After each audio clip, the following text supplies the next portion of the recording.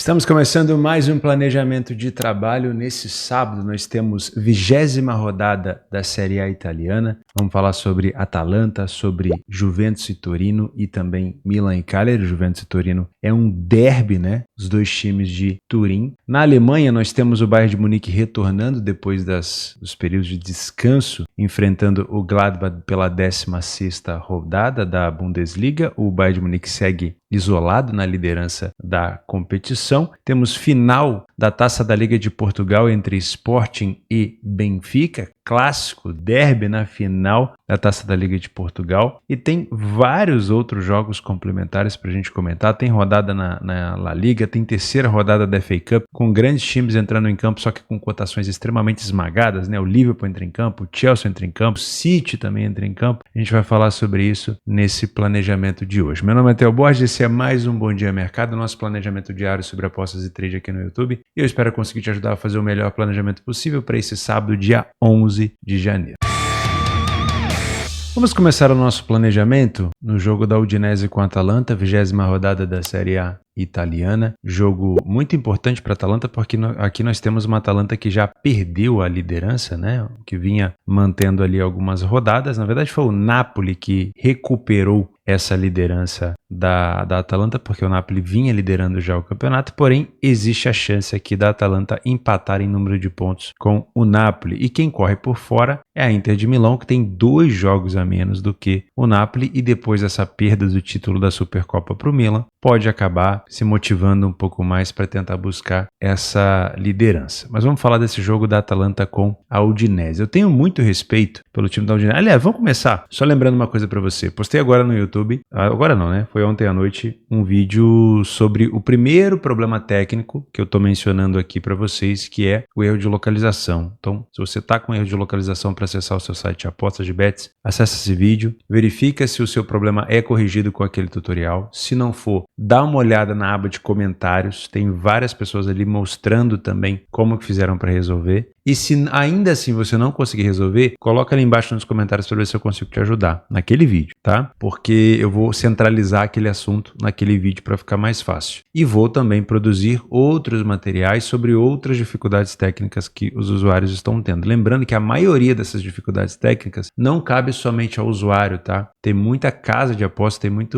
empresa de bets com essa dificuldade técnica. Então, também não paira só sobre a minha parceira Betfair, tem várias casas com esse problema, mas como a minha parceira é a Betfair, eu estou levando esses feedbacks todos para elas, para que ela consiga resolver da melhor maneira e o mais rápido possível, que é o principal ponto, né? Então, aquele vídeo que eu postei ontem, você vai conseguir encontrar sobre localização, dá uma olhada lá. Fechou? Se você tem algum amigo com problema, encaminha para ele. E se você está aqui, se você não é inscrito nesse canal, fica o convite para você se inscrever no final do vídeo, se você gostar desse tipo de planejamento, tá? Vamos começar, lembrando o que eu estava falando, né? Eu tenho muito respeito pela Udinese, é um time que adora jogar, principalmente em Udine contra as equipes que estão se destacando, mas o resultado recente da Udinese em sua casa, ele não é assim tão favorável. Esse aqui é o nosso PDF de apoio. Se você não tem acesso, é só se tornar membro do canal. Perceba que a Udinese já vem de 4 jogos sem vitória em casa, 3 derrotas consecutivas e um empate. Qual que é o ponto positivo da Udinese em Udine? É uma equipe que sai muito na frente do placar, né? Quase 70% dos jogos que joga fora. Isso seria excepcional se a Atalanta também não tivesse números excepcionais, né? A Atalanta consegue também sair na frente até mais do que a Udinese, jogando fora de casa, o que é raro de acontecer. Geralmente fora de casa as equipes têm comportamentos mais medíocres, mais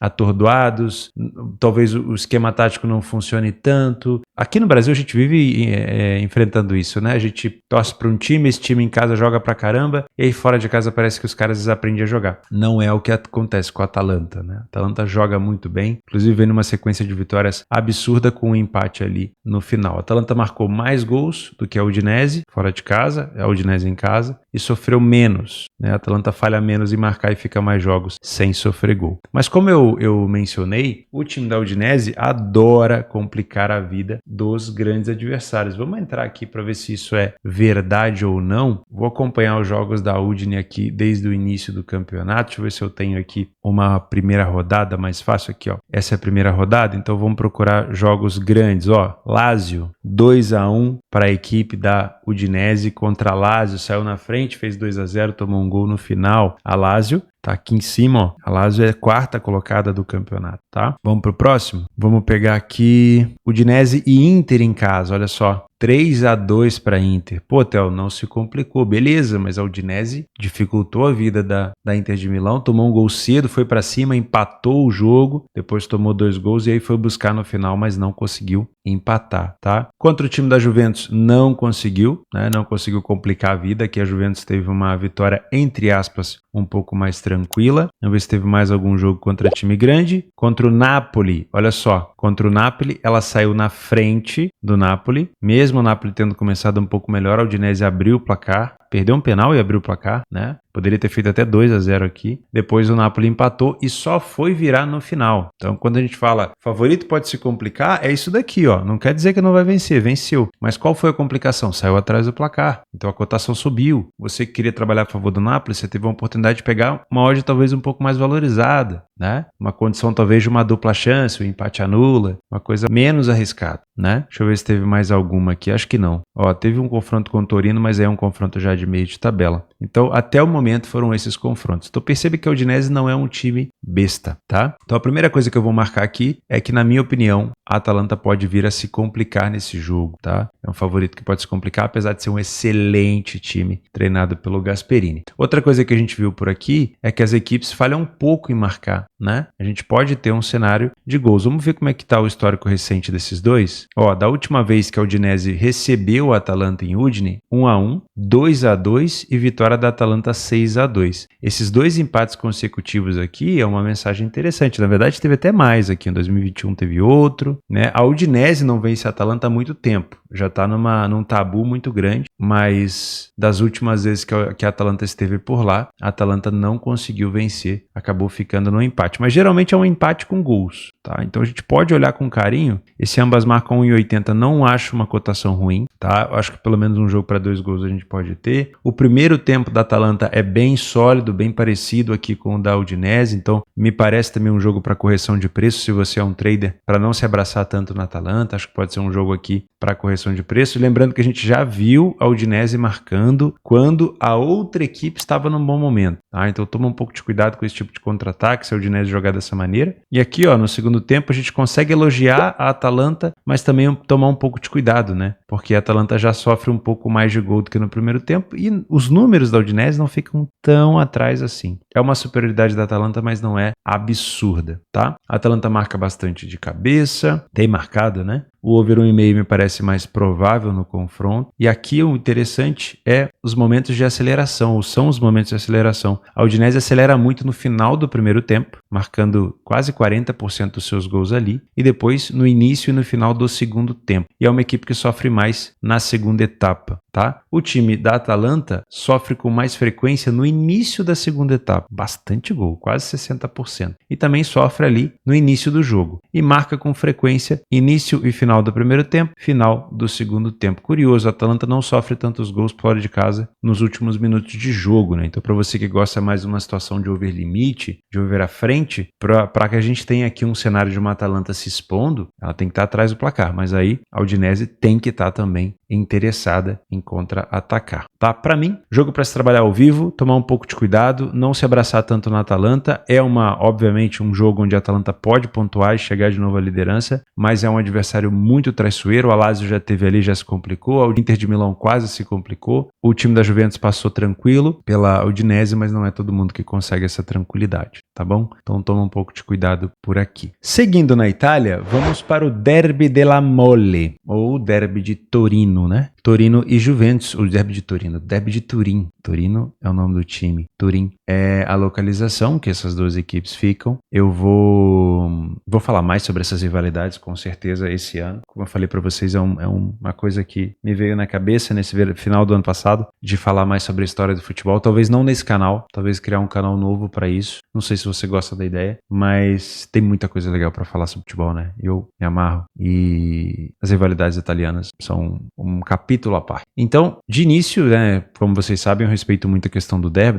da rivalidade. Eu sei que a Juventus hoje é um time melhor colocado na tabela de classificação. Sei que o Torino tá dentro da sua margem ali de erro percentual, 2 para mais, 2 para menos, de não ficar tanto assim na parte de cima, nem tanto na parte de baixo. O Torino é um time dificilmente some, né, da nossa vista em relação a meio de tabela, mas eu respeito muito a questão do clássico, então eu já vou começar aqui com a Juventus podendo se complicar. Nos últimos jogos entre eles, olha só, dá para ver que a Juventus venceu a grande maioria. O Torino não vence esse confronto há algum tempo. Deixa eu ver quanto tempo mais ou menos tem esse tabu. Olha só, a Juventus não perde para o Torino há 20 jogos. Poxa, então talvez eu esteja forçando a barra aqui no favorito que pode se complicar, né? Mas é o que eu te falei, o favorito que pode se complicar não necessariamente quer dizer que o Torino não vai vencer a Juventus ou que a Juventus vai vencer o Torino. Quer dizer que o Torino pode segurar um empate, que o Torino pode abrir o placar e mesmo tomando a virada ele acabou complicando. Então eu vou manter essa minha opinião, tá? Pelo fato da rivalidade ser grande, pelo fato do Torino poder jogar até mais aqui contra a Juventus. O fato é que nos últimos 3 jogos a Juventus não tomou gol do Torino e nos últimos 20 jogos a Juventus não perdeu, tá? Da última vez que a Juventus esteve na casa do Torino foi 0-0, tá? Depois foi 1-0 para a Juve, 1-0 para a Juventus, 2-2 e por aqui fica, né? Então é um cenário que a gente pode pensar, um cenário mais plausível, uma possibilidade de empate, uma possibilidade da Juventus se vencer por um gol de diferença apenas. Pode ser um cenário plausível pensar dessa maneira, pelo menos na minha opinião, tá? Além disso, nós temos um Torino que não vem bem das pernas nos últimos jogos em casa. Apenas uma vitória nos últimos 8 jogos e 2 vitórias nos últimos 8 jogos. Dá para ver aqui que o Torino tem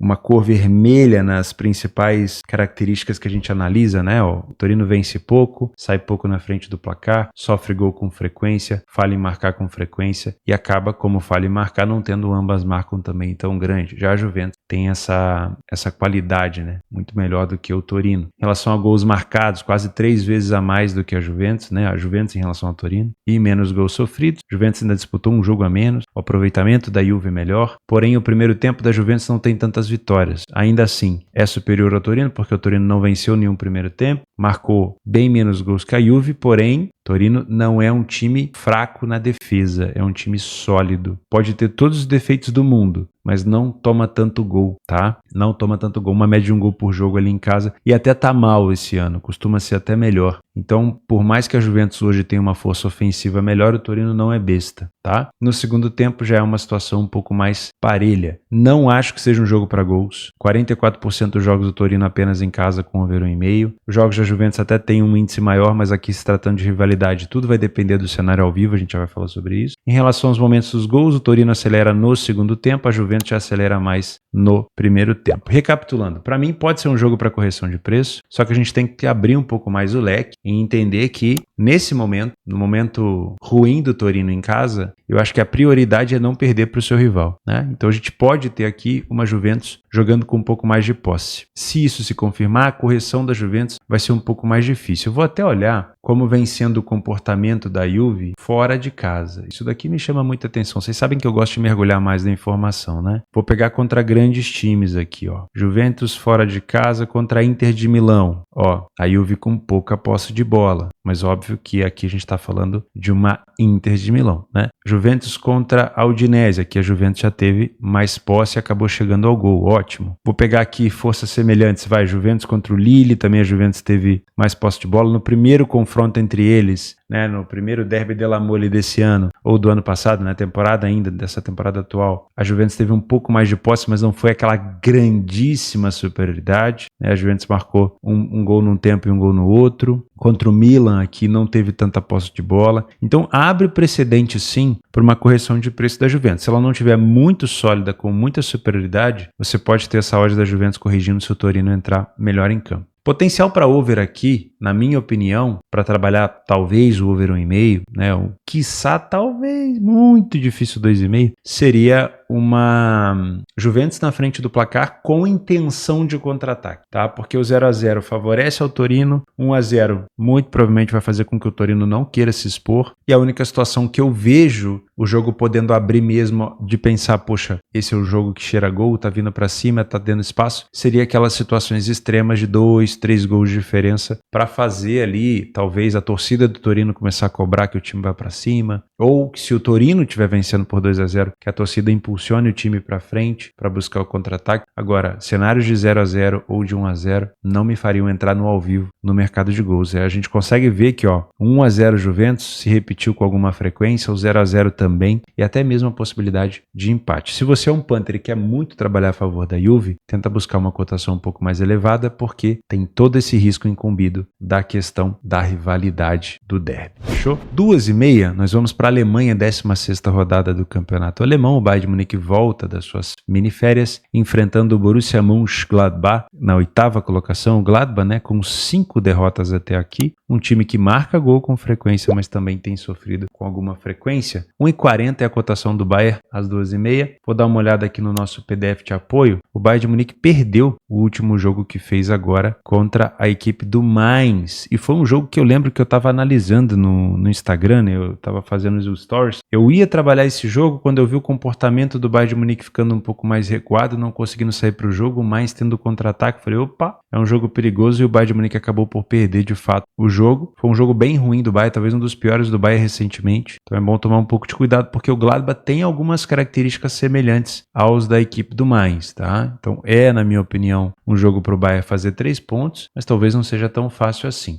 No PDF de apoio, nós temos um Bayern de Munique que sai na frente com muita frequência, isso é muito bom. Não falhou em marcar em nenhum jogo, muito bom. Defensivamente falando, é uma equipe que sofre poucos gols, mas o Gladbach também não sofre tanto em casa, tá? Inclusive o Gladbach não perde dentro da sua casa há 6 partidas, tá bom? Isso é muito importante. Não abre tanto o placar em relação ao Bayern, mas 50% é um número muito bom também. E não falhou em marcar em nenhum jogo em casa. Então aqui a gente já pode ter uma possibilidade de ambas marcam, né? Deixa eu só ver como é que foi os últimos jogos, Gladbach e Bayern na casa do Gladbach, 2-1. Gladbach e Bayern na casa do Gladbach, 3-2 para o Gladbach. E é frequente, tá? O Gladbach complicar a vida do Bayern. Olha esse daqui, Gladbach e Bayern na casa do Gladbach, na DFB Pokal, 5-0 para o Gladbach. Eu lembro desse jogo, eu trabalhei esse jogo. Teve mais um aqui, Gladbach e Bayern na casa do Gladbach, 2021, 3-2 para o Gladbach. Então perceba que a complicação do Bayern nesse estádio aí não é algo difícil não, tá? É até algo corriqueiro. O Gladbach venceu 1, 2, 3 partidas que disputou na sua casa, e o Bayern de Munique venceu uma só nessas últimas. No geral, 1, 2, 3, 4, 5 vitórias do Gladbach, 1, 2, 3 vitórias do Bayern, e o resto foi empate. É assim, eu quero clicar aqui, que o Bayern pode se complicar, mas eu sei que você vai me xingar. Não vai. Mas eu vou deixar, ao invés de clicar aqui, eu vou deixar no ar para você. Toma um pouco de cuidado, tá? A qualquer preço não. Mas o Bayern vai vir mordido, né? Os caras vão descansar, aliás, estão descansados, vão entrar lembrando daquela derrota pro Mainz. Pode ser sim um jogo pro Bayern vencer. Mas vamos dar uma olhada aqui, Bayern de Munique com 3,13 de gols de média marcado, quase 4,5 gols por jogo, né? Em gols sofridos e marcados. Porém, o aproveitamento do Mainz é muito bom. Então, para contra-ataque, perigosíssimo o time do Mainz. Bayern de Munique tem um primeiro tempo com mais vitórias, porém, o número de gols sofridos é parecido, o número de gols marcados é parecido, e o Gladbach perde menos o primeiro tempo. Tá? No segundo tempo, jogo parelho.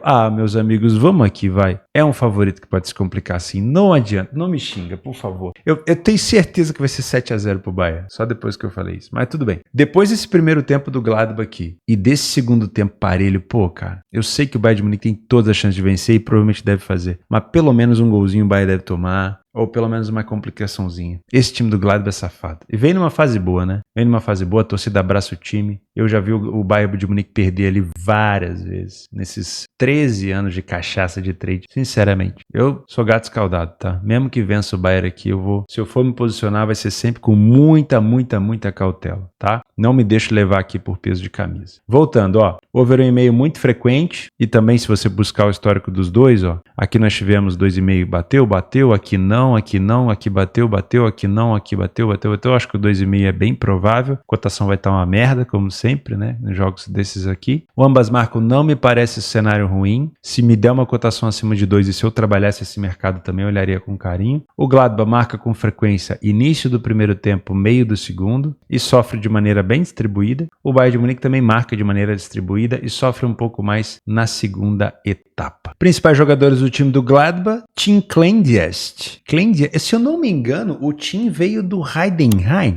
É do Heidenheim que ele veio? Tim Clendias. Eu acho que era do Heidenheim, cara. Eu vou dar uma olhada aqui. Tim Clendias. Ele era do Heidenheim, não é? Exatamente. Ele era do Heidenheim. Tá aqui ele com a camisa do Heidenheim. Foi pro Gladbach. Ó, e era um dos principais jogadores do Heidenheim, tá? E já é um dos goleadores do Borussia Mönchengladbach. Gosto bastante do jogador. Já é mais velho, né? Tem quantos anos? Não, tem 29. Velho sou eu. Era do Heidenheim. Bom jogador, tá? Dá uma olhada só nos números do Clendias. 9 gols e 4 assistências pro nosso querido. Vale ficar de olho nele, hein? Bom jogador de bola aérea também. Aqui o Plea. O Plea é antigo, né? Plea e Thuram, lembra dessa dupla no Gladbach? Jogou contra o Real Madrid. Deitaram e enrolaram no Gladbach. Era um dos jogadores que marcavam contra o Bayern de Munique, tá? O Plea. E do lado do Bayern, Kane. O louro Harry Kane, 14 gols e 5 assistências. Musiala, 9 gols e 2 assistências. Olise também grande contratação do Bayern essa temporada. 5 gols e 5 assistências. E o Kimmich, acho que é assim que fala, com 4 assistências. Vamos lá. Para mim, existe um mosquito zumbino dizendo que o Bayern pode acabar se complicando um pouquinho nesse jogo.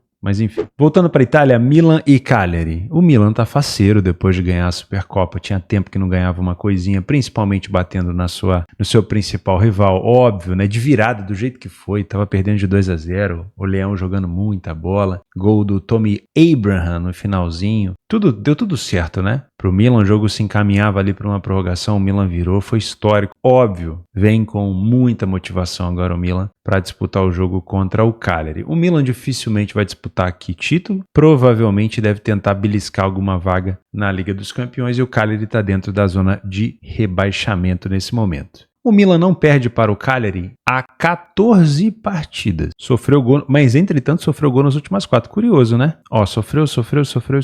Mais de 2,5 gols. Entre eles em 5 dos últimos 6 jogos. E ambas marcam em 5 dos últimos 6. Então é um Milan que costuma vencer o Cagliari, mas que também costuma ceder oportunidades. Porém, na casa do Milan, 5-1, 4-1, 4-1, 3-0, pelo menos no cenário recente. Tem sido, sim, vitórias do Milan com ambas marcam. Tá? É um Milan que deve vencer esse jogo, tá? Para mim, trabalhar a favor do favorito é um bom planejamento por aqui, desde que ele entregue isso, tá? A gente vai dar uma mergulhada mais funda nessa informação. O Milan não vence em casa há 2 partidas e nos últimos 5 jogos só venceu uma. Isso aqui é preocupante. O Cagliari venceu o último jogo que fez fora de casa contra o Monza, mas vinha numa sequência grande de derrotas, né? Perdeu para Fiorentina, para Atalanta, para Juventus, para o Venezia e para Inter. Que sequência, hein? Eu poderia criticar essa sequência do Cagliari, mas vamos analisar com calma aqui, sem apavoro. Fiorentina, Atalanta, Juventus e Inter. O mais normal do mundo seria a derrota mesmo. Somente o Venezia aqui a gente pode contestar e ainda assim foi fora de casa. Então, eu posso olhar, eu gosto de fazer isso aqui para que vocês prestem atenção. A gente pode olhar futebol só pelos números e a gente pode olhar futebol dando um contexto para os números. Por isso que desde os primórdios, quando eu criei o meu canal, eu sempre falei, eu gosto de estatística, desde que a gente utilize a estatística de uma maneira mais sensata. Eu poderia bater o olho aqui no Cagliari e falar, time merda. Por quê? Pô, em 8 jogos fora, perdeu 4, empatou 2. Mas se eu fizer isso, eu vou estar tirando do contexto uma sequência de adversários fortes que o Cagliari pegou. Vamos ser sinceros, não há quem resista a pegar Fiore fora de casa, Atalanta na sua casa, Juventus fora de casa. Óbvio, aqui somente um adendo, né? O jogo contra a Juventus foi na Copa Itália, mas ainda assim eu gosto de mesclar essa informação, tá? É importante. Olha só, teve um jogo aqui embaixo que o Cagliari empatou com o Milan, 3-3. Eu poderia, por exemplo, elogiar o Cagliari. Então vamos analisar os números, mas também dar um contexto para esses números, né? A sequência do Cagliari foi muito ruim. Já vai pegar o Milan, atual campeão da Supercopa. Então é mais um adversário difícil e muito provável que perca. Mas ainda assim, a gente está dando um pouco de contexto, né? Que o Cagliari pegou equipes mais difíceis. Então não é que o Cagliari é terra arrasada, é que o Cagliari briga contra o rebaixamento, mas ele não tem objetivo nenhum de ser campeão italiano nesse momento. Então provavelmente vai deixar pontos contra os grandes mesmo. O que me faz interpretar esses números com um pouco de contexto é entender se o Cagliari tem capacidade para segurar o Milan. Esse que é o contexto que eu quero. E aqui a gente vai mergulhar um pouco mais fundo nessa informação. Vamos dar uma olhada em como o Cagliari vem jogando e como o Milan vem jogando nesses últimos jogos. O Milan em casa e Cagliari fora de casa, tá? Com adversários de força semelhante, de preferência. Vamos lá. Milan dentro de casa, quinta rodada aqui do italiano. Primeira rodada contra o Torino, Milan com cotação de 1,50. O Milan jogou aqui de uma maneira mais propositiva, ainda assim tomou 2 gols. Milan e Venezia. Olha só, o Milan começou marcando muito cedo, depois marcou mais 3 gols, teve um determinado domínio do jogo. Milan e Lecce. Não começou bem o Milan, só foi crescer no final do primeiro tempo e ainda assim muito provavelmente não deu sinal para pegar esses gols, tá? E era um adversário semelhante, de cotação semelhante aqui ao time do Cagliari. Vamos para a segunda página. Milan e Udinese, cotação já bem parecida. Aqui foi um cenário bem legal. Se acontecer isso daqui, a gente vai pegar esse gol, né? Um início muito bom, com muita superioridade, com um gol no final dessa superioridade. Isso é ótimo. O que cagou no Milan aqui foi essa expulsão. Quem tomou o vermelho? Foi o jogador de nome difícil que eu vou virar meme se eu pronunciar.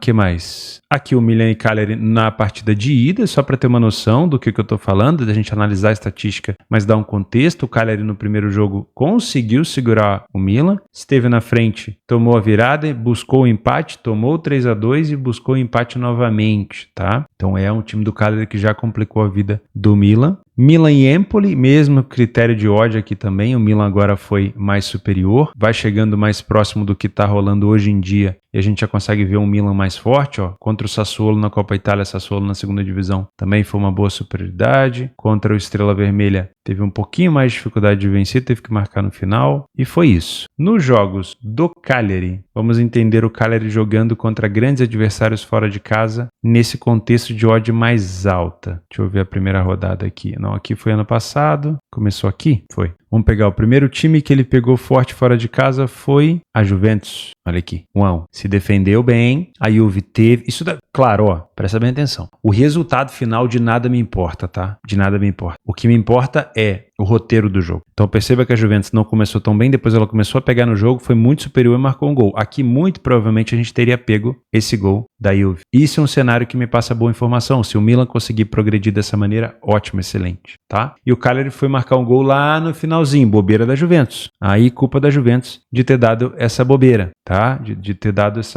esse regalo para a equipe do Cagliari. Depois o Francisco Conceição foi expulso até por simulação. Cagliari e Torino não. Vamos pegar mais um jogo aqui, Lazio e Cagliari. A Lazio começou já marcando um gol cedo, provavelmente difícil de pegar. Tomou um empate. Então, segundo time grande que ele complica. Depois, o time do Cagliari acabou perdendo e depois tomou também 2 vermelhos. Mas foi tomar um gol lá no final. Aí já teve o Milan, mas de novo, vamos pegar jogos só fora de casa contra a Fiorentina, Começou tomando um apavoro da Fiore. Esse é um bom cenário pra gente estar no mercado, independente se vai sair um gol a nosso favor ou não. A Fiore conseguiu marcar, mas depois o Cagliari não partiu pra cima, se defendeu bem. Então, essa é mais uma informação importante. O Cagliari não tem tomado tantas goleadas assim na Série A. Na Copa Itália até tomou, mas na Série A nem tanta, tá? Então, nesse cenário aqui, eu tô vendo o Milan podendo começar bem, com posse, com agressividade, o Cagliari mais recuado, mais fechado, tentando fazer o que fez com a Lazio, tentando fazer o que fez com a Juventus na Série A. Então, para mim, é uma possibilidade de a gente pegar esse back favorito ao Milan, né? Um bom momento do Milan, de fato, se puder ser concluído esse bom momento com gol, excelente. Mas o Cagliari pode ter efetividade nessa defesa e conseguir segurar o Milan por mais tempo. Então, se você é um punter, eu prefiro te indicar as extremidades dos tempos, se você trabalha com essa metodologia, do que estar a favor do Milan com essa cotação aí. Então, você pode pegar uma vitória do Milan no HT com uma odd mais alta, ou você pode tentar pegar a vitória do Milan no FT no final do jogo com uma odd mais alta. Se o Milan, porventura, marcar cedo, aí paciência, passou a oportunidade, tá? Na minha opinião, é o mais ideal. Para trabalhar gols aqui, só se o Milan tiver com 2 gols de vantagem. A Fiorentina já esteve com 1 gol de vantagem contra o Cagliari. O Cagliari até saiu para o jogo, mas perceba que a Fiorentina não teve tanto interesse, o Cagliari também não deu tanto espaço. Então, para trabalhar a favor de gols aqui, somente se o Milan abrir 2-0. ok? O que é provável, tá bom? Acho que pode ser interessante nesse contexto pensar no mercado de gols. Para finalizar, Sporting e Benfica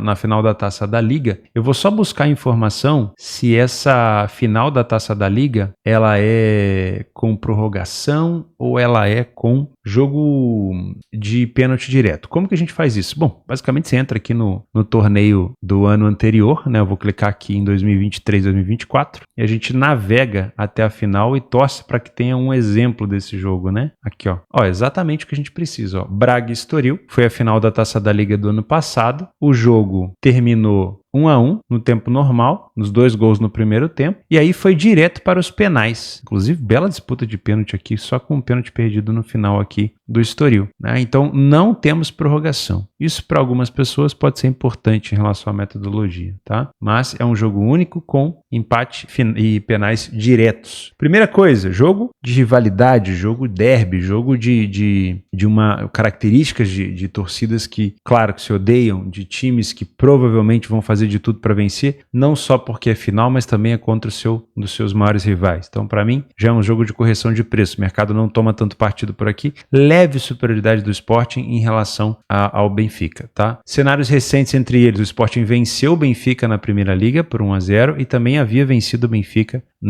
no final da temporada passada por 2-1. Então já faz um tempinho que o Benfica não vence o Sporting, desde 2023, final de 2023. De lá para cá, 3 vitórias do Sporting e um empate na Luz na Taça de Portugal, tá? Para mim, é muito difícil hoje fazer uma análise te indicando um lado ou outro, ou te enviesando. É óbvio que eu vou te indicar algo para trabalhar ao vivo, né? Mas vamos trazer algum contexto. Eu não quero trabalhar tanto a estatística de dentro e fora de casa, porque esse aqui é um jogo em estádio neutro, lá no estádio do Leiria, e não vai ficar muito fidedigno as estatísticas. O que eu quero ver são os jogadores, né? E quero te mostrar a questão dos jogadores. Gyökeres, 21 gols marcados, 2 gols, 2 assistências. Francisco Trincão com 8 assistências e 6 gols marcados. Perceba que aqui o Gyökeres ele é muito diferente do resto do time, né? Para ter noção da distância entre o segundo goleador, tá muito, muito acima, né? Tem o Potter, o Pedro Gonçalves também com 4 gols marcados, que já foi em épocas recentes o artilheiro do Sport, hoje em dia, sem sombra de dúvida, é o Gyökeres. Do lado do Benfica nós temos o Di Maria, que já na sua idade ainda assim continua marcando muito gols. Depois o Di Maria empatado com o Di Maria, o Ortacoğlu com 6 gols também e 4 assistências, e o Pavlidis com 4 gols. Então perceba que aqui nós temos entre os dois um atacante de muita qualidade, que é o atacante do Sport, né? Porém não dá para dizer que esse jogo vai se resumir à presença do Gyökeres, né? Acredito que esse jogo tem muito mais história para ser contada. Eu acho que a correção de preço nesse jogo é muito mais correta, né? Eu tomaria bastante cuidado em trabalhar no mercado de gols, porque é uma final, ninguém quer perder, todo mundo quer ganhar. Primeiro no futebol, parece que as equipes entram com uma ideia de não perder, né, antes de pensar em ganhar. Então eu não entraria no mercado de gols. Só naquele cenário que eu gosto de mencionar para vocês, de uma situação onde uma equipe já está vencendo por uma margem maior, a confiança para contra-atacar dessa equipe já apareceu e o desespero para buscar resultado, para buscar a recuperação da outra equipe também já apareceu. No caso, 2, 3 gols de diferença seria interessante para trabalhar ao vivo. No pré-live, acho difícil. Até acredito numa possibilidade aqui de um under 2,5, que está até com uma cotação alta, eu não trabalho under, mas é um cenário mais provável no pré-live, né? Se fosse para escolher uma coisa para fazer no pré-live, eu faria um under. E óbvio, se sair um gol cedo, fecho minha posição e assumo o prejuízo. Agora, se for para trabalhar ao vivo a favor de gols, somente numa situação de diferença de gols de preferência 2 gols. Já não é um cenário muito bom, tá? Jogos complementares. Bom, temos alguns. Na França, temos o Marselha, fora de casa contra o Rennes. Na Alemanha, tem muito jogo legal. Tem o São Paulo contra o Frankfurt. O Frankfurt costuma jogar bem fora de casa. Tem o Hoffenheim com o Wolfsburg. Tem Heidenheim contra o Union Berlin. Mais e Bochum. Mais acabou de vencer o Bayern de Munique, né? Freiburg e Holstein Kiel. Todos esses jogos da Alemanha aqui acho que são bons jogos complementares. Na Itália, Empoli e Lecce. Aí já não é um jogo tão interessante, né? Pelo menos porque o horário está mais congestionado. Na Arábia Saudita, às 10h45, tem o Al Hilal fora de casa. O Al Hilal empatou recentemente na na taça contra o Al Ittihad. O Ittihad também joga. O Celtic joga fora de casa contra o Ross County. Tem jogos na Espanha e, óbvio, tem a terceira rodada da FA Cup. Por que eu não vou comentar sobre esses jogos? O Liverpool entra em campo com uma cotação de 1,04. O time do Chelsea entra em campo com uma cotação de 1,03. E o time do City entra em campo com uma cotação de 1,04. Para mim, não são preços que eu posso trabalhar, que se adaptam ao meu método, né, às minhas metodologias. Então eu prefiro somente dizer, ó, se o jogo tá aqui, você tem a possibilidade de assistir. Pode ser que no ao vivo apareça alguma micro oportunidade para pouquíssimas pessoas que têm metodologia, mas na maioria das vezes esse tipo de jogo aqui não encanta tanto por conta da cotação, tá? E não inventa a moda de querer fazer cagada, de multiplicar essas cotações baixinhas, isso na maioria das vezes te leva ao prejuízo. Vou deixar aqui embaixo mais jogos complementares linkados no Radar Esportivo, o link da minha parceira Betfair para você abrir a sua conta se você não tem conta ainda. Não esquece de acessar o vídeo sobre a resolução do problema de localização para ver se você consegue resolver. Se você não consegue, deixa lá nos comentários e eu vejo você amanhã. Aposta só para mais de 18 anos, faça com responsabilidade. Um grande abraço e até a próxima.